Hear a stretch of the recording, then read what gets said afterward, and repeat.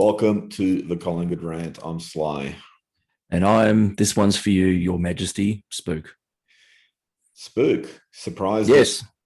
we didn't lose by 80 points. No. What's all that about?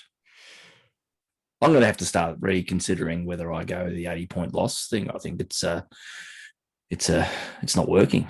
No, or maybe it is. Wink, wink. So what you know know about? You know of my powers. You know of my do. powers. Yeah. For listeners, the moment Spook calls something, the opposite happens. So what do you think of it? Especially when it comes to sexy time. Yeah. What do you think? Sorry, we're here to talk about Collingwood. Apparently, it's called the Collingwood Rant. What did I think about him? Today was magnificent, I must say. Look, I think we talked a little bit about it last week, tongue in cheek. Obviously, the 80-point loss thing. I did say I wouldn't be surprised if they come out and beat them. The thing that surprised me today was just how well we played and how poor Melbourne looked. It's been one of those years where you don't really feel motivated to watch a lot of football, so I haven't seen a lot of Melbourne's games. But I was expecting a bigger juggernaut than what came out. And now I don't want to devalue our performance by any stretch and make excuses. But I can't believe you're devaluing our performance. But Melbourne did have the look of someone looking forward to the bye next week. They were a little bit lethargic. Maybe they were a little bit complacent, thinking they'd always be able to rein us in. But credit to where it's due, we played some pretty attractive football at times. Pendlebury, that's probably the best game he's played since, 2018 or something. Mm-hmm. Maynard was brilliant. Yep. Quaynor was fantastic today. I thought he was just sort of really soldiering on this year, but that was a pretty special game. Crisp did some good stuff. What about the greatest ruckman you've ever seen in Mad Max? Max Lynch today showed me a performance that if I was in Graham Wright's shoes, you'd be making a few phone calls. Was that what you're saying? And if we're really still tight in the salary cap, I would be just ringing around and asking if one of those top teams is interested in a 27-year-old ruckman.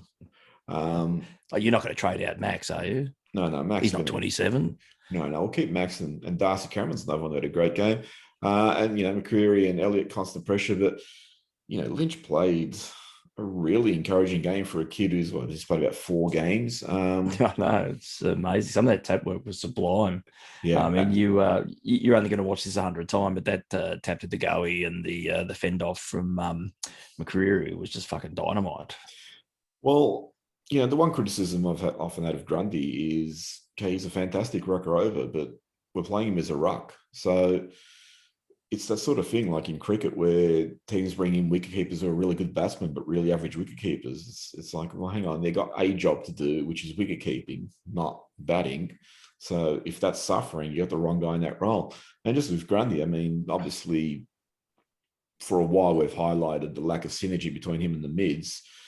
And he's often at his best when he's just tapping to himself. But, maybe Robert Harvey will fix that in the coming weeks. But Lynch, you're just watching him. I thought, that's a genuine ruckman's game. And I haven't seen that since Darren Jolly.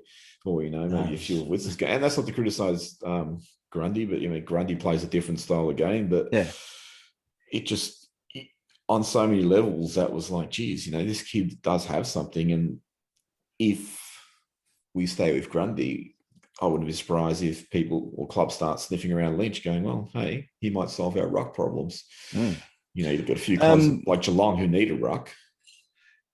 No, definitely. Would you play a side for the rest of the year that would have Cameron, Lynch, and no? And no. It's like when they were playing Grundy in it. Sorry. Grundy and Witts, and it was like, okay, when they have sole ruck responsibilities, each of them dominate. When they're sharing it 50-50, they both suck pretty hard. And then they drop forward and they both suck pretty hard down there. So they're full-time ruckmen. And the same thing with, if you bring Grundy in, and what does he play? Are you going to play him on the wing or something? I think sometimes... Why not? I think sometimes people will get a little bit seduced about Grundy's agility and speed. And it's like, he is, for his size. I wouldn't be putting him there, against Nat Fyfe or someone. So, I mean, I could try it, obviously, but today I thought we looked good because we had some run around the ball. And it's like, well, do you really want to load up with more tools? It's like, no, just have that setup. Can you just maintain that sort of setup? Yeah, Melbourne's midfield was pretty. You This don't want to week. use the word lazy, but yeah, piss week's probably another good adjective. But do you think that may have made us look better in those areas? I think That it maybe did. it's not a Grundy bashing thing. No, that's not. No, I mean, you got to look at Lynch played against Gorn, who's I think the Yeah, best well, ruckman in the league. yep. And I think Lynch pretty much can walk off with his head held high. And it's not the best Grundy again, like I said, but it was just sort of a more traditional ruckman's game, and it's Maybe the sort that's of what thing. foregone. Well, it's the sort of thing where you look at Lynch and just think, we've actually found a diamond in the rough here. With Ruckman are probably the only position where you can genuinely find really talented ruckmen low in the draft or as rookies, because they just take longer to come on. Their bodies have got to develop. You've got to develop strength and all that. And when that happens, well, you can never predict how well that's going to happen. You look at someone like Josh Fraser. I thought Josh Fraser looked great the first couple of years, but he never really developed that bulk and strength. No. Yep. And I think Josh Fraser is a little bit maligned too, but in terms of as a ruckman, it was like, okay, he never sort of became that type where his strength matched his agility. So just looking at Lynch and just think, like I said, we might have found the diamond in the rough. He might be someone who they could ruck for the next 8 to 10 years. But I'm just going on what the salary cap scuttle buddies that we are still having to offload. And I mean, the other thing is, what are their projections? When do they think they're going to be back up there? Because this is the other thing they need to actually consider. If you're thinking, hey, we're not going to contend for 3 years, then Grundy's 30 by that stage. It's like, well, maybe that's the sort of guy you go, okay, let's get rid of him while he's got value. He can go experience or pursue success elsewhere. And by the time we come up in 3 years, would have pumped 50, 60 games into Lynch and another 50, 60 games into Cameron. So it's also about the way they foresee the future. And the thing is, and you don't want to make these sort of rapid decisions based on the performance of 1 or 2 games of a potential replacement. But the thing is, it's a window of opportunity that you've got to move quickly inside of. There's, as you said, he's getting older rather. That type of salary is going to be an impediment to anyone looking at him. We're Collingwood will pay salaries elsewhere. Gee, I mean, seriously, could you pay 50% of your cap to other teams and survive? Well, I mean, this one, you would seriously have to say that the bulk of it would have to be picked up from another club. And if you're a club contending, you're not going to have that room. Surely no, but I suppose, you'd look at finding a way of taking that risk on. I guess for 2 or 3 serviceable years, you'd look at it. I mean, like Richmond or the Dogs or someone would probably be. Our Dogs wouldn't be interested. They have Tim English who's going to come up and play that role. Yeah. Richmond has Nan Curvis who's served them well.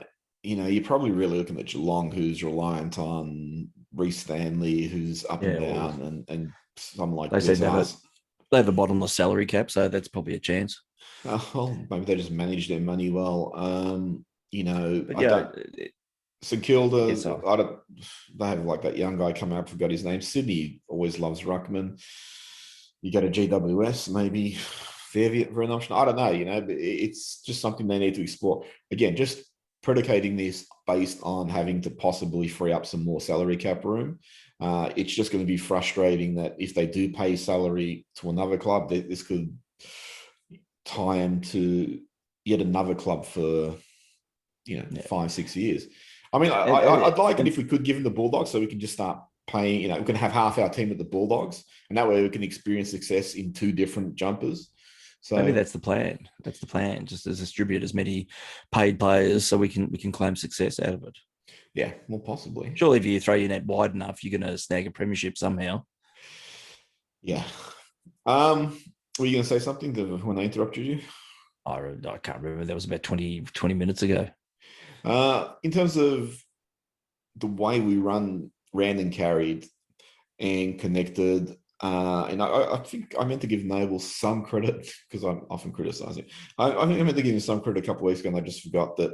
The one thing I'll say about Noble is he goes for some risky kicks, and when they don't pay off, it doesn't impinge his temerity at all. He just goes, "Yeah, I'll go for the next one anyway." And he did that today. He went for a few really not. I mean, some of his disposals, yeah, but he went for a few kicks regardless, which opened up the ground and opened up the centre corridor. So I mean, today was a lot more like what we want to see Collingwood play.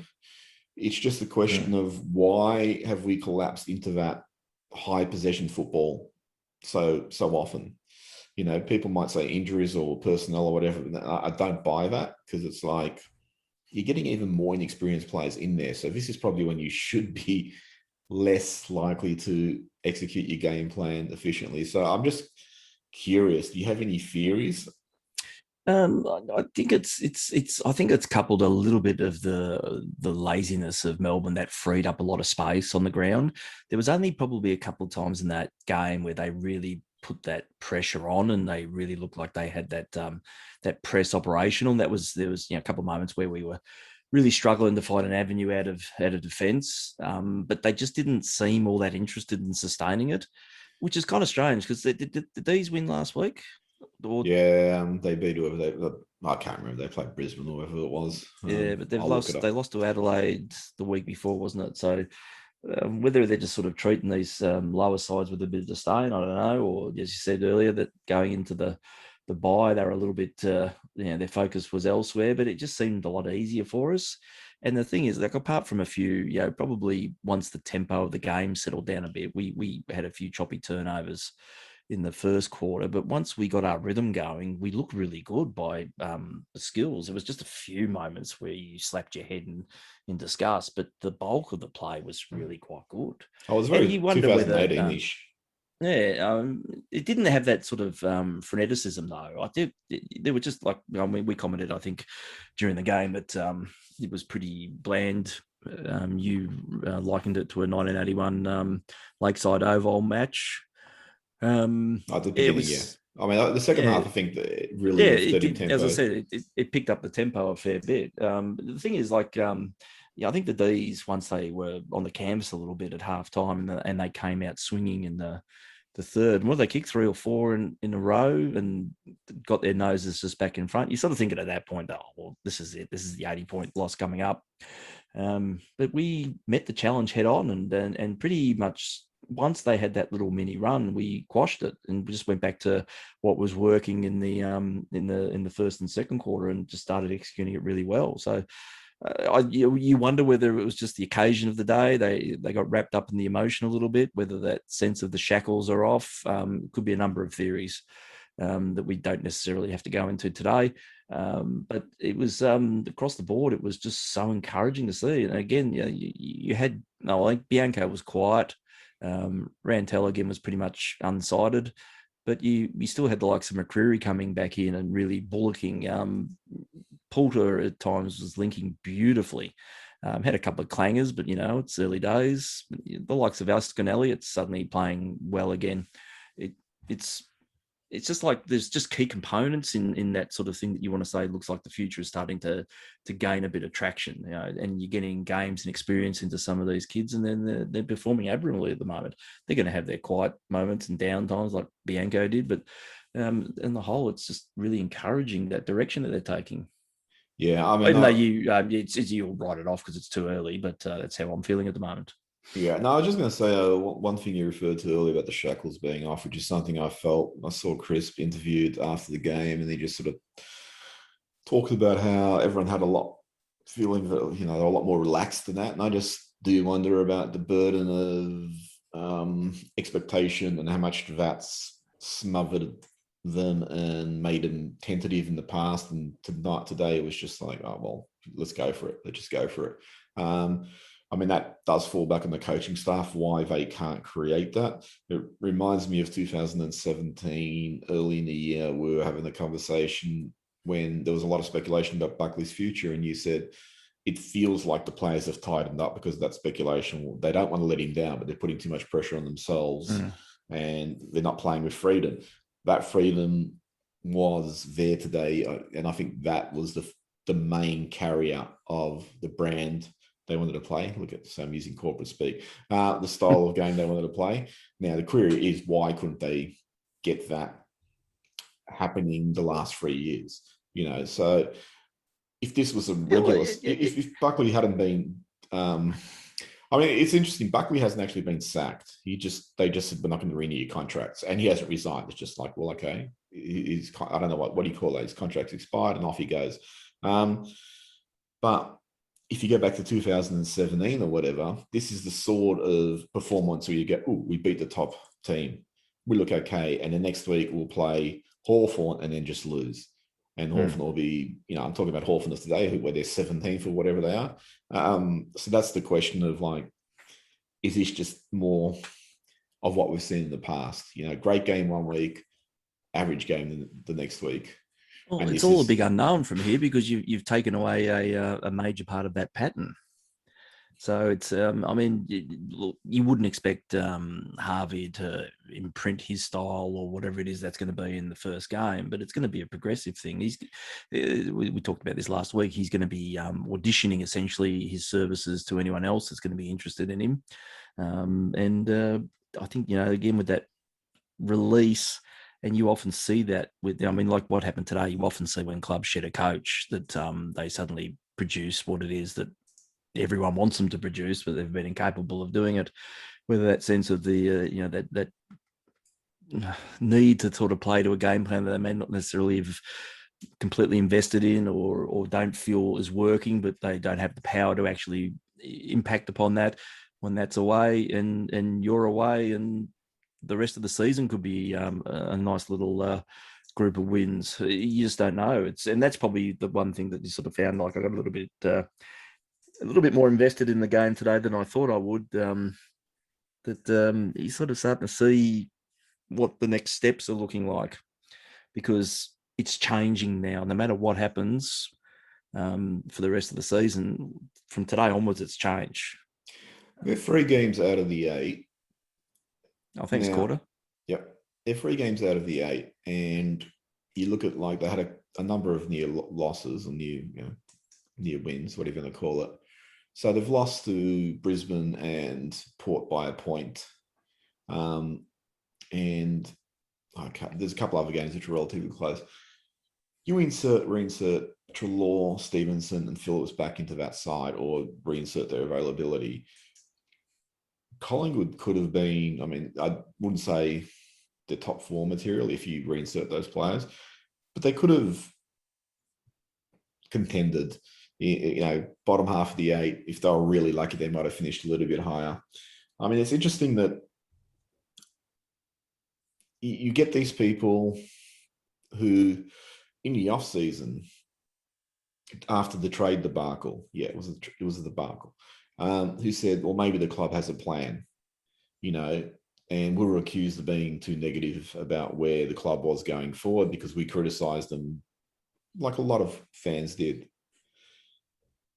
You fast forward, 7 months after the trade debacle, you've lost your president, you've lost your coach, you still have salary cap queries, you have queries on the administration. So all this uncertainty really reveals there's no fucking plan at all. It's just a total quagmire of shit. And you have to wonder, where could this club be if it was a lot better run? That's gonna be a question that we're probably going to get an answer to in the next year or two, I would have thought. Well, it's hard to, I mean, you can only speculate now, and we can only be shot so many times a year for speculating. Look, I mean, it's that moment of inches, really, isn't it? That, you know, when things Pacino, any given Sunday. That one thing happens so close to the actual event that could change the outcome of your season. I mean, we've had a few of those. Like as you said, you know, we've lost a number of games by a kick. If we won them, we probably wouldn't be sitting here having the same discussion that we're having today. Oh, we would. We're negative, aren't we? I don't, and you know, I mean, because we're such negative pricks. I don't think the underlying one of the Buckley game plan would have been altered all that much. We'd probably be winning ugly. But again, it all comes down to how important is winning if it's not going to matter at the end of the season? If you're not going to contend, then what does it all mean? Where, at the moment you take the wins and that sort of thing as a developing side, as a confidence builder, and showing the group what you're capable of. But at the moment you don't have any great expectation of winning a flag or anything like that. You're in it to win it if possible, but you've got a longer game that you're looking at. Okay, let me ask you something hypothetically. From what we understand, Graham Wright spoke to the players over the last few weeks and had conversations with Nathan Buckley about Collingwood moving forward. Buckley himself said he still has the passion to coach. So presumably he would have been happy to be recontracted for another 10 years, oversee another rebuild, which would have been like about the 9th in his time there, which for no fault of his own, that's just the football department. Why is it, what's happened in there where they've had internal conversations and they've said, we need to move on from this coach? What do you think has been said to Wright that's forced him or compelled him to make that decision? Well, I mean, you'd have to objectively look, I guess, from a top-down view, that there's a duration here of tenure, that you've had plenty of time to prove what you can do. There's then conditions to that in terms of what the list was, what it then became when it challenged, and what it quickly evaporated from. There's also the issues around, I guess, what's happened with the cap and everything, and how that's going to impact your list moving forward. And you'd also be saying, really, do we think you're the right person to have another crack at this? And some of that is going to be about where your desire would be at, what potential changes to yourself you're going to make that happen, because clearly after a number of years it's not working one way. You're going to have to reinvent yourself again. And the third would be also, you'd be talking to the playing group and saying, well, where do you think we are at with the current structure?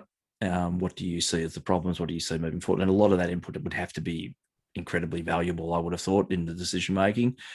And it must have come down to a point where you can only read between the lines of an individual who said, was about 6-7 weeks ago, he wants to continue coaching. He could sees himself wanting another 2 or 3 years out of Collingwood, suddenly pulling up stumps.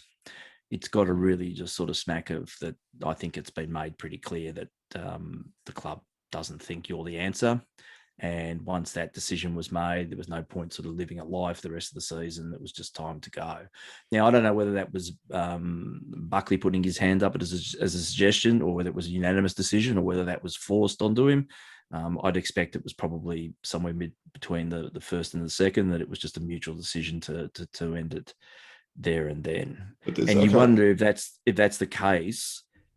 You sort of feel like a major part of that influence came from the playing group. Well, that's what I was going to say. That's just speculation. You see the playing group with him post game. I mean, they're hugging and all that, which is, in a club environment,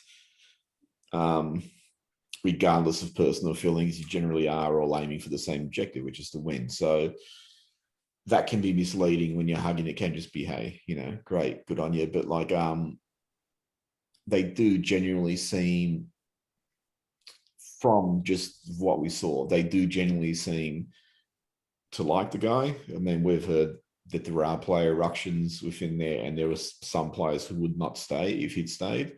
But I just sort of wonder, like I said, it's, if he was willing to continue, and given that the way people speak about him, apparently he's the greatest coach in the history of coaching.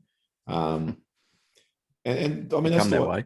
It's become that way in when people are talking about him. And, I've always said about Buckley, he's one of the best players I've ever seen. He does not get the credit he deserves for what a champion player he is.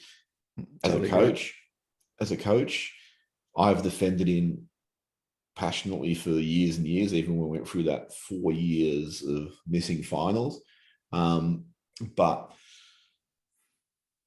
hearing things from various sources, like I look at it and go, okay, he's not the coach I expected him to be, and I don't think he's the coach who he's made out to be. I think sometimes he's had circumstances which have helped him. And I'll just actually qualify that too. I think sort of some of the machinations around Buckley have also affected his ability to coach, and that's stuff like the salary cap and Eddie Maguire shooting off his mouth pretty regularly and probably putting being a distraction for the players and the coaches and all that sort of stuff, and the initial list management and all that. Obviously he contributed to that, but I just think it's interesting that given how externally highly he's rated as a coach, and given the opinion that players love him, if the football department under Wright decided, no, this is not the way to go, I just wonder what the trigger there was, because he wanted to coach. So he would have obviously been happy to stay there for the next forever, So I just actually wonder what the trigger is there, what happened. Yeah, I mean, we can only speculate. I mean, you would probably think there'll be snippets of information coming out in the old fullness of time statement, but I think we can only speculate, and I think we just had a good crack at it, Ben. Well, you look at I think though, just on him though, I think he definitely would appeal, and I think it would be the best thing for him as well to coach elsewhere. If he got picked up by another club, maybe not necessarily next year, but a year away from the game, it'd be almost like the Matthews situation, where he's sort of, you go back and you objectively look at your performance over that period at Collingwood, and you think about all the things that you've done well, and you think about all the things that you could have done better and all the things you did terribly. And I think he's smart enough to actually probably build on that base, but he needs that separation away from the club. I wouldn't advocate bringing him back in 3 years, but I think for another club, he could probably do reasonably well. There's probably also that nightmare scenario that Carlton get rid of Teague, they pick up Buckley, and Carlton beat us in the grand final by 5 points in 2 years' time. That would be the Collingwood way of handling things. But all jokes aside, I think he'll coach again. I think he'll be a lot better at it, because I would imagine that he'd hopefully, away from the game and away from the coaching burden, reevaluate himself and do things better the next time around. I don't think if he stayed at Collingwood though, because again, the same thing. Sorry to chop you off. Is that you've had 10 years of doing this, and it was spiraling downwards. I don't think that's the right environment for you to make those sorts of changes. And I think a lot of that is also too that the burden of the succession plan, and the fact that a certain president didn't seem like he wanted to let it go until it proved to be successful, also was a burden as well. Because you wouldn't imagine anywhere else would you have been given a 10-year leeway to have done this. No, well, definitely after those 4 unsuccessful years, the last coach who coached 4 years out of the finals was Tony Shaw, and he resigned mid-season. So, going back to one of your comparisons also of, you brought out Lee Matthews. And I find that interesting that with Matthews, I always break his tenure into 2 halves. And the first half to get the premiership, and 91, 92, 91, he was a really good coach. 92 had a lot of injuries, but, they still finished 3rd and bombed out in one final. But that second half from 93, 94, 95, I thought he was a terrible coach. He didn't have any more tricks. I recall seeing an interview with him where he really just said, I was unapproachable in that final year. I was like a crazy person. So just, I think, Buckley probably had to get away to feel, obviously to find himself and to see whether he's going to evolve into, a better coach and all that. But interestingly, one of the things is we ran a little exercise where we asked people to rate Collingwood's coaches going back to Tom Hafey. And generally, guys like Malthouse got pretty high ratings. Tom Hafey got pretty high ratings. Tony Shaw got mixed ratings, not high, but, he got from low to middling. John Cale got mixed ratings too. But the interesting one is Buckley. Buckley got some really mixed ratings. So he got he went from 5.4 to a 3, to a 5.5 to a 6, to 5 to an 8, and even as low as a 3. So the opinion of him as a coach is really, really mixed in regards to how successful he was. Whereas I think if you said go rate Clarkson or, look at Malthouse got mostly pretty high ratings. Objectively, a lot of people are just saying, yeah, they were a good coach. Buckley draws a lot of, or he polarizes opinions. And yeah, but do you think, I don't know where you're about to go with this, but a lot of this is surely that you as a supporter have the love of him as a player. You have the love of him coming in to coach the club you love. And when it didn't work, how do you then split the two? And I think you're seeing a lot of that in that sort of voting. It's reflective of that. Oh, no, look, I agree with that. I was just actually going to say, I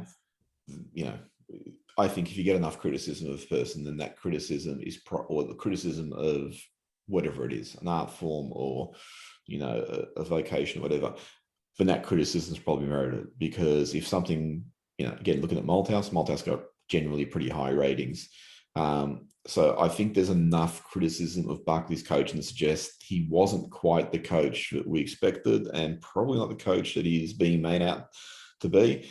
And I think he's bought a lot of goodwill because of his long-term devotion to Collingwood and what a champion player he is, and probably even a bit of sympathy that he came to his club, and in the 27 years he's been here, he hasn't been able to win a flag. We'll probably win the next 4 now, but it's just, I think his general demeanour too over the years has always been one of praise. Like, I've known people who don't follow the club that have crossed paths with him and just spoken incredibly highly of the individual that he is, and I think that also boosts that sort of profile in that area as well. And that's not to say, look, you can be the world's greatest person. It doesn't necessarily make you a great manager of people. Oh, definitely not. So, there are things where even though you can project yourself as being this awesomeness, there are still areas where you may not function. And that's fine. We're not all, apart from you, we're not all epically wonderful at everything that we put our heads to. Yep. And that's, it's an opportunity to learn and grow from that type of thing as well. But, whether that happens or not. But the other thing too is that Dane Swan tweeted today, regardless of the result today, if the Pies played for the aggressive and attacking style off halfback they are showing today, they wouldn't be 17th and Bucks would still have his job. And it's not a huge change in the game plan, but fuck, it makes a difference. So I'm curious. That's pretty blunt in terms of what he said. I mean, Dale Thomas also, criticized the game plan not too long ago, calling it putrid. So, the game plan's been savage, something shocking this year by all quarters. But some people have actually defended it from, well, maybe that's just what he needs to do at the moment because of personnel or because he's building to something or whatever. I mean, my criticism has always been, no, this is what we saw for 4 weeks. It's actually what we saw for 6 years. From the moment you took over, this is sort of the game plan that we have been seeing. There's been minute changes. 2 18s, they're only genuinely consistent and frenetic and attacking and all that sort of stuff. So in terms of his coaching, I think there's enough doubts on it to qualify that, Collingwood's probably made the right choice and it's time to move forward, because I think there's probably still people going, let's bring back Eddie, let's bring back Buckley. What would you say to those people? Fuck off. You talk to Eddie Maguire like that, really? Oh, no, probably not. I'd probably introduce myself first and then say fuck off. No, I'm obviously being a prankster here, but no, I think, it's like any organisation. You can linger too long. And, Bucks is all for, 2 years away from Collingwood. That's the life that he's known since how old was he when he came to us from Brisbane? 19, 20 or something like that. His whole life has been Collingwood. Eddie's been there for 248 years. It's time for the club to take a fresh breath of air and go in different directions that aren't bound to so much to the past. It was a wonderful opportunity for the club to really seriously look at itself. look at where it's doing things wrong and start taking positive steps forward in a completely new direction. And I think it needs to. It's got to shed that fucking repetitive past cycle thing that it's been in. It's just time to just put a stake in the ground and say, right, from this point on, the past is the past. It's the future is where we're heading, and we need to take a different path. And the fact that you've got a number of people hopefully coming into the club, and a number of people off to the sides that have like variety and stuff that have a real winning culture perspective coming in, it's a great opportunity to learn and listen to these people and start heading in the path that they're choosing. Because the ones we've tried, it's fucking been worn out for how many decades now? Too long. Since the 30s. So what do you think about the presidential situation? Well, it's almost a point of frustration. I really, I've been aggravated by Quarter throughout all of this. So I wouldn't say that I'm a fan. I wouldn't say I'm also unique in this approach either, because there's a lot of animosity thrown his way right from the start, which did surprise me, because if you wanted to tick off a change, that's a big one there, to get rid of Eddie and then, or for Eddie to go and then him to step up. But it was just met with hostility right from the outset. And I don't think he's done himself any favors along the journey either. And his handling of the presidency, from the moment he came out and he go, yeah, we're one game out of the 8, and then he apologized for all the moves they shouldn't have done, maybe the Grundy 7 years, the trade debacle and all that. And he did it in a very, what do you call it? Not indifferent. I don't really want to say this stuff, but it's been advised that I should. Yeah, but it lacked any passion. I said it before. Well, if Quarter came out and he was really strong and just said, and I know he wasn't going to do it because he's going to antagonize the Eddie Nuffies. If I had been Quarter, I would have just come out and said, the previous administration made mistakes. We are going to fix it starting today. And then within 4 weeks of that, because I think they would have known pretty early that they were not going to go with Buckley, or they would have had an inclination, I would have announced his not being renewed. And I would have also done some really grand statement like, if you don't want to be at Collingwood, then go. We want only people who bleed black and white. And I would have just really pushed this strong, passionate message to try and unify people. As it is, he's just been really wishy-washy, and everyone's looking at him going, well, weren't you there when the salary cap was fucked up?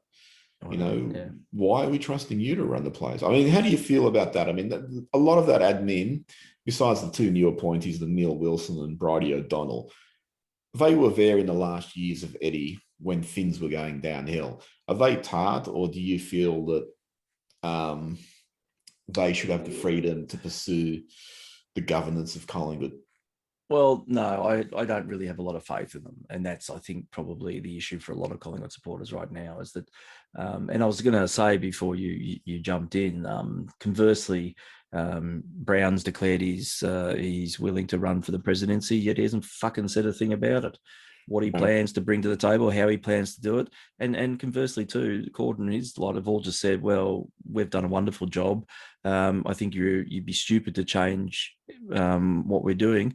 And yet there's no indication about what changes you make. So you're just going to leave the status quo in place. People aren't happy with the way Collingwood's been running, and you've done nothing to project any sense that you're going to do anything to change it. So, I mean, again, it feels frustrating as a supporter knowing that, the club that you love, you want it to go into a particular direction, and it feels stalled at the moment, that you've got two camps that could potentially have an out or an answer, and yet neither of them are fucking telling you what it is. I mean, the incumbents... you had... Sorry, and I'll just get, before you go, we had the threat of the EGM that our good friend the Collingwood Turtles been managing, and that there was an ultimatum issued about releasing some of the information that expired on Friday at 5 p.m.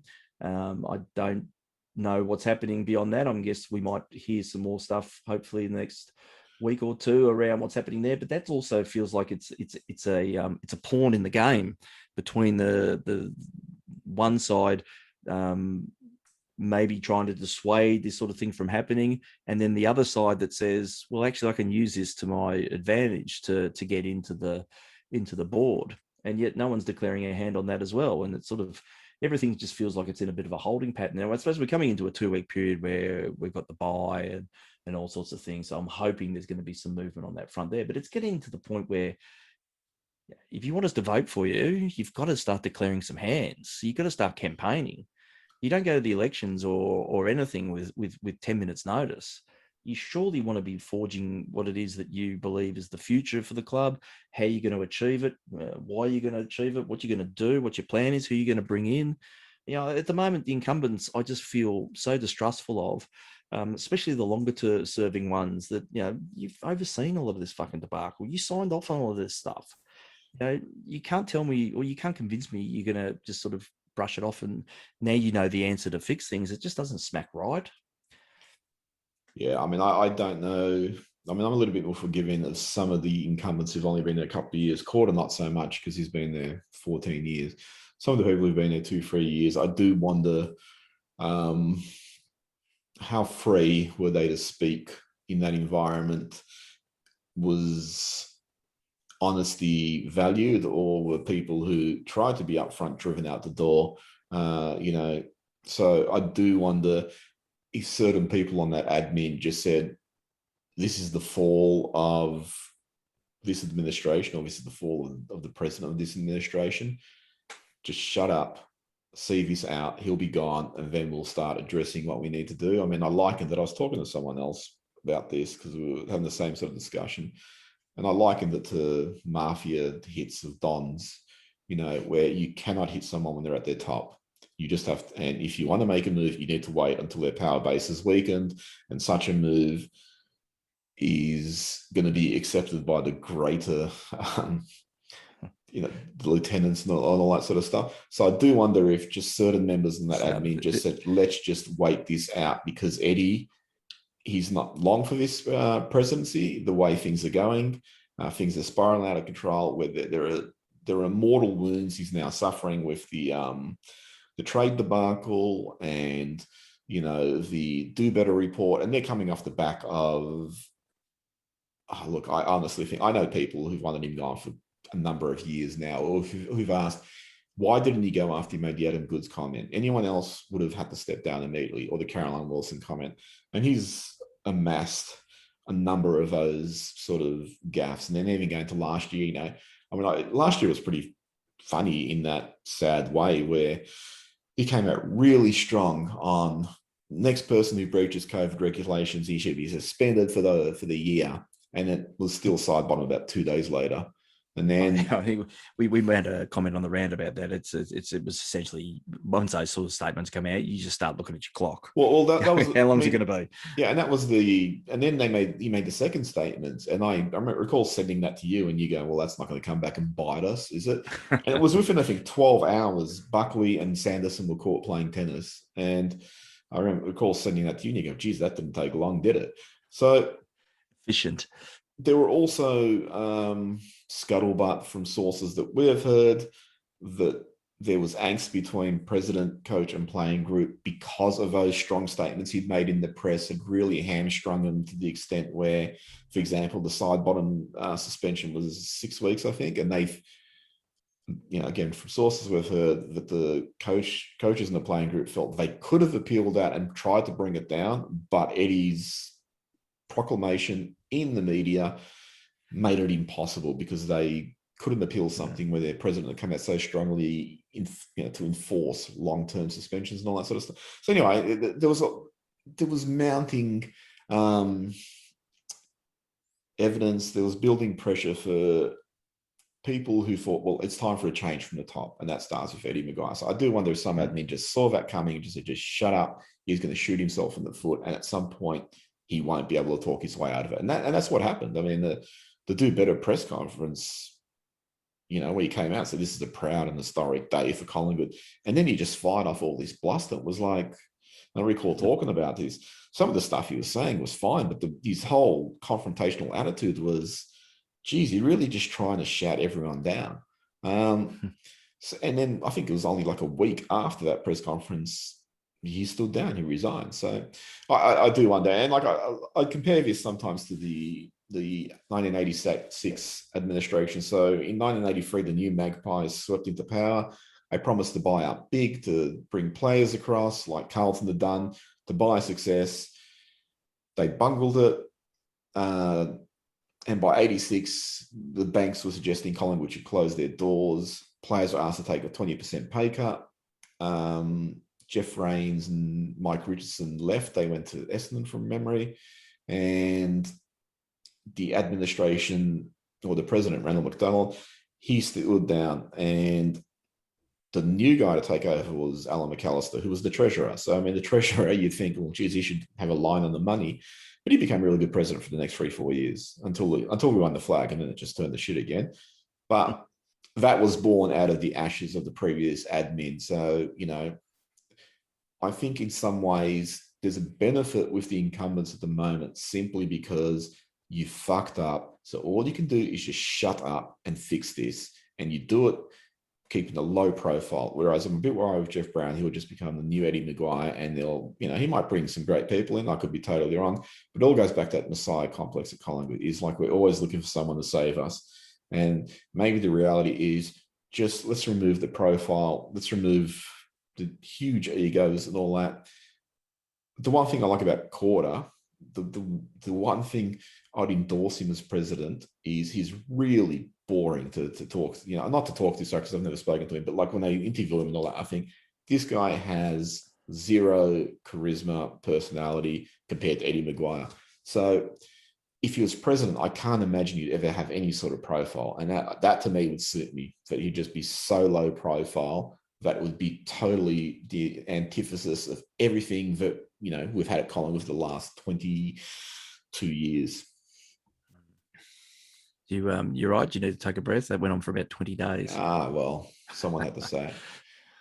I was going to say before, just because I wanted to slip a gag in that when you talk about the mafia hits, it's good to sit through an episode of the Sly-Pranos. That's a shocker. I'm pausing for effect. The audience is laughing.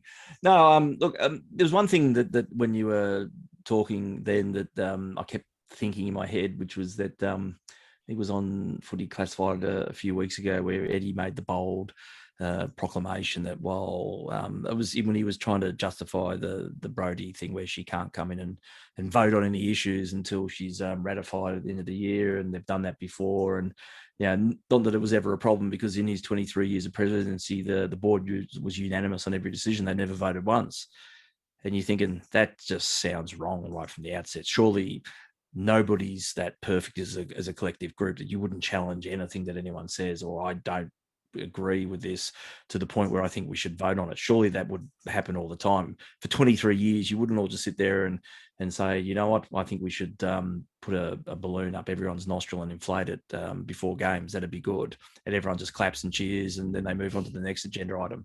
It just surely couldn't possibly be that way. And if it is that way, what is it saying about that individual, that you feel that you can't question them because potentially they're a bully or whatever? I don't think it's as clean and simple as that, but there's got to be a reason why that you just didn't challenge any of the calls, and especially with some of the gaffes in the later half of the presidency, that surely you go to a board meeting and everyone would just sit there and go, serious? You seriously said that? You think we should all get behind you based on that? But there was never any sort of sense of anything other than harmony, which is, I think, what Eddie ultimately wanted to always portray. And like he sits there now on the TV and bemoans, sort of essentially without actually saying it, everything that's happening since it's no longer under his watch. It's hubris to the umpteenth degree. Oh, look, the narrative that there was never disagreement. I mean, according to the sources, we know that's the total fucking lie. There are people who are on that board and left pretty quickly. And I think, if you want to put two and two together, you wonder why did they leave as quickly as they did? And the reality is that they didn't agree. So from that, you draw the inference that, hey, maybe what happened with this board is it turned into a Yes Eddie faction. And people realized, well, the only way I can stay on this thing is if I just agree. The moment I speak up, I want to do good for the club, but if I oppose whatever this decision is, then it's probably going to end in a shit fight and I'll be driven out of here. And, you know, there are people who left acrimoniously, you know, and don't get along with Eddie or Collingwood. I mean, look at Eugene Rocker. He went to North Melbourne. He burned his Collingwood memorabilia, according to what I've heard. So how did this happen? Well, you know, it's not just as simple as we run harmoniously for the 23 years. I think the reality is that they created an environment where people had to kowtow to popular opinion, and there might have been a belief that this is the right way to go. We need this harmony at this top. Where I disagree. I had this conversation with someone else about what happens from here with the board. Like if you created a hybrid board from the incumbent board and the Jeff Brown board, and someone goes, well, then we'll just have a split board. And I said, fucking awesome. You get these people arguing about every decision and thrashing it out until they finally come to a consensus and they go, okay, maybe you have a point. The only time I'll have an issue is if out of spite, they're not doing the right thing for the club. I would rather that they had constant conflict over ideas, so they explored every avenue and they didn't just go, yeah, this is a great idea. Yep, sure. Yeah, okay. Yeah, this is a good idea. Let's do this. Thrash it out and get the best result possible for the fucking club. And so I'd actually, for me, I'd prefer that there was a hybrid board, because it would be incumbents would provide some continuity and the new people would create or bring in some fresh ideas. And from that, you move forward and forge a new destiny. And when I say when you forge a new destiny, with no disrespect to Eddie Maguire and to Nathan Buckley, you just distance yourself from them as much as possible. I'm really getting frustrated watching Eddie Maguire on Footy Classified effectively acting as Collingwood's press agent. It's like whenever there's anything reference to Collingwood, he goes, yeah, so well, this is what's happening. It's like, how do you fucking know? You're just a journalist now. So you're obviously getting something from inside the club. I don't want you getting anything at this point. Thank you for your service. Right now, can we now forge a new path? You shouldn't be there anymore. Yep, so, agree. You know, so this should be a new beginning. So with Nathan Buckley, thank you for the 27 years you've dedicated to Collingwood. As I've said before, one of the best players I've seen. He's not rated highly enough as a midfielder. He did everything possible to haul us over the line that 2002 grand final. I feel bad for him because he came to Collingwood expecting to play at a successful club, you know, and during the first half of his career, Collingwood was really just in decline. He arrived in 94, we finished 8th. We gave West Coast a good shake over there, but we lost. And then he would not play in the final again until 2002. So I feel bad for him because I think if he went to North Melbourne, which is the other club that was touted, he would have played in a couple of flags with Carey and Archer and you know, that's great side that they had at that time. Him being in that side, they probably would have won another flag at least. And, you know, just wish he had that success, which he never got the experience at Collingwood either as a player or a coach. But as a coach, I think there was a lot of question marks over his coaching. And now I'm just looking forward to some, you know, I'm even looking forward to Robert Harvey coaching in 2 weeks and just seeing something, you know, different. Well, that's it. Yeah, it's a new beginning. It's not the new beginning, but it's the first steps on that road. And I want Harvey to go out and try some new and different things. You got nothing to lose at this stage. You know, it's probably better for us to take the sting out of what we give away as a draft pick to GWS for us to win a few more games. I think we have a relatively comfortable draw in the second half of the year that we'll probably eke out a few more wins, and I probably for the development now of where that list needs to go to, the wins are important. Yeah. But at the same time, it's not a bad thing to start toying with some stuff too and seeing what some fresh ideas can bring to the place. Oh well, Gary Lyon. Not that they're super fresh, but You know what I mean? Yeah. Well, Gary Lyon made a good point on whatever that show is on after the game, where he just said, Harvey, effectively auditioning for a coaching job, not just at Collingwood, but elsewhere. Do what you fucking want to do. Be the coach you want to be. Don't sort of carry over what. That'd be Buckley light. Yeah. Unless that's truly what you believe is the way to go. But take the club in the direction you want to take. You've got 9 weeks to do this. And I'm actually really looking forward to it. I think today was, as Chris said, they felt a lot more freer and all that. I think with the pressure off and this decision now made and them realizing, well, it's just 9 more weeks and then,